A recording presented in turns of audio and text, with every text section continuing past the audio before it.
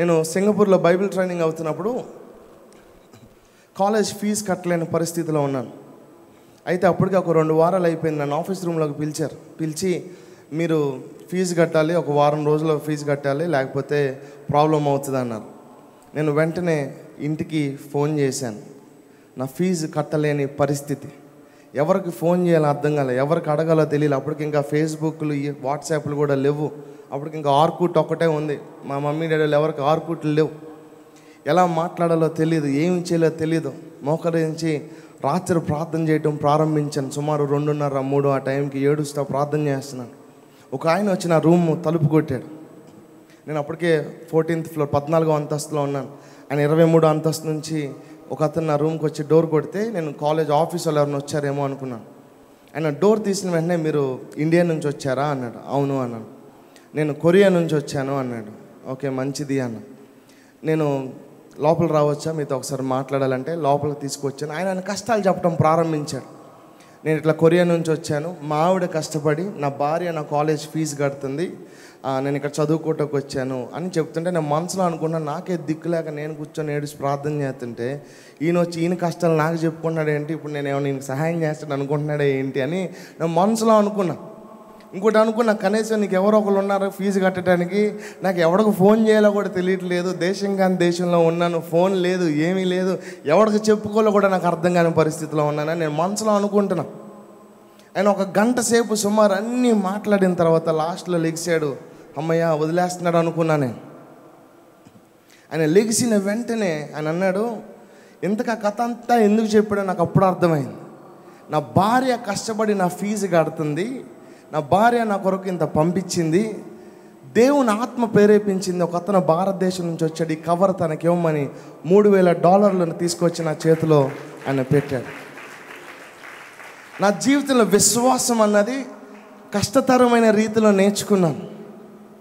ఏమీ లేనప్పుడు, తింటాకి లేనప్పుడు విశ్వాసంగా దేవుని మీద ఎలాగ ఆధారపడాలో నేర్చుకున్నాను. విశ్వాసం ఎలాగ అడుగులు వేయాలో నేను నేర్చుకున్నాను. ఆ రాత్రి నిజంగా ఆయన వెళ్ళిపోయిన తర్వాత మరలా ఇంకో గంట ఏడుస్తా దేవునికి కృతజ్ఞతాస్తుతులు చెల్లించాను. నెక్స్ట్ రోజు పొద్దున్నే చాలా సంతోషంగా కాలేజీకి వెళ్ళిపోయాను ఫీజు కట్టేద్దామని. అక్కడికి వెళ్ళిన తర్వాత ఫీజుతో పాటు పుస్తకాలు కొనాలన్నారు. పుస్తకాలు ఫీజు కంటే ఎక్కువ ఖరీదుగా ఉన్నాయి అక్కడ. ఇప్పుడు పుస్తకాలే కొనాలా, ఫీజే కట్టాలా నాకు అర్థం కాని పరిస్థితిలో మొత్తానికి కాలేజ్ ఫీజు కట్టేశాను. పుస్తకాలు కొనాలి, ఇక నా దగ్గర సింగపూర్ చిల్లర $1 సెంట్లు తప్ప ఇంకేమీ లేవు. చేతులు అంత చిల్లర మోగుతూ ఉంది జేబులో. బయటకు వచ్చిన అనుకున్నాను, ఈ కార్యం చేసిన దేవుడు నాకు పుస్తకాలు కూడా దేవుడు సమకూరుస్తాడని చెప్పి విశ్వాసంతో నేను వచ్చేస్తా. బయట ఒక ఫ్రిడ్జ్ ఉంటే కాయిన్ వేసి వాటర్ బాటిల్ తీసుకుందామని చెప్పి ఆ ఫ్రిడ్జ్ దగ్గరికి వెళ్ళాను. ఈ లోపల ఇంకొక వ్యక్తి వచ్చాడు, తన దగ్గర ఎదుగుతున్నాడు. తన దగ్గర ఉన్న నోట్స్ దాంట్లో పట్టవు, కాగితాలు దాంట్లో పట్టవు. దేవుడు కొన్నిసార్లు అద్భుతమైన రీతిలో మనుషులను కలుపుతాడు. ఆయన దగ్గర కాగితాలు ఉన్నాయి, చిల్లర లేవు. నా దగ్గర చిల్లర ఉంది, కాగితాలు లేవు. ఆయన చూసి వెళ్ళిపోతుంటే నేను అనుకున్నాను, ఈ చిల్లర పెట్టుకొని నేను ఏం చేస్తాను, ఇల్లు కట్టుకుంటానా, బుక్స్ కొనుక్కుంటానా అని ఆయన పిలిచి ఆ చిల్లర కాయిన్స్ ఆయనకి కొన్ని నేను ఇచ్చాను.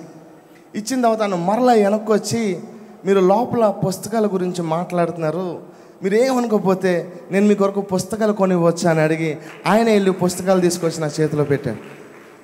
ఇవంతా కూడా నా సేవ ప్రారంభ దినాల్లో దేవుడు నా జీవితంలో చేసిన కార్యాలు. ఇంకా చాలా కార్యాలు ఉన్నాయి. ఆయన్ని మనసు పూర్తిగా ఎప్పుడైతే మనం సేవిస్తాం ప్రారంభిస్తామో ఆయన మనకి కలిగిన తొందరలన్నిటి నుంచి, భయములన్నిటి నుంచి దేవుడు ఖచ్చితంగా తప్పిస్తాడు. హల్లెలూయా. 2009 సెప్టెంబర్ 3వ తారీఖున నాకు ఒక యాక్సిడెంట్ అయ్యింది వైజాగ్లో. ఆ యాక్సిడెంట్ అయినప్పుడు ఇనోవా నన్ను గుద్దినప్పుడు సుమారు 12 నుంచి 15 అడుగులు నేను బండితో పాటు ఎగిరి కింద పడ్డాను. పడిన తర్వాత నా కాలు ఆ గేర్కి ఫుట్ రెస్ట్కి మధ్యలో ఇరుక్కుపోయి బండితో పాటు నా ఎడంకాలు ఈడ్చుకెళ్ళిపోయింది పక్కకి.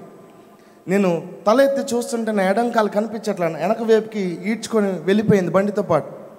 నన్ను అక్కడే 7 Hills హాస్పిటల్ అడ్మిట్ చేశారు. డాక్టర్స్ అందరూ వచ్చారు, చూశారు. ఇది ఆపరేషన్ చేయడానికి కూడా ఇంకా వీలు పడదు, ఇంకా దీనికి ఒక కాలు ఉండదు అని అందరూ మాట్లాడుతున్నారు. అందరూ భయంగా ఉన్నారు. నేను అదే మంచం మీద పడుకొని ప్రార్థన చేస్తున్నాను, ప్రభా నీ యొక్క సేవ చేయాలి ప్రభా, ఒక్క కాలుతో ఎలా ప్రభా నీ సేవ చేయాలి.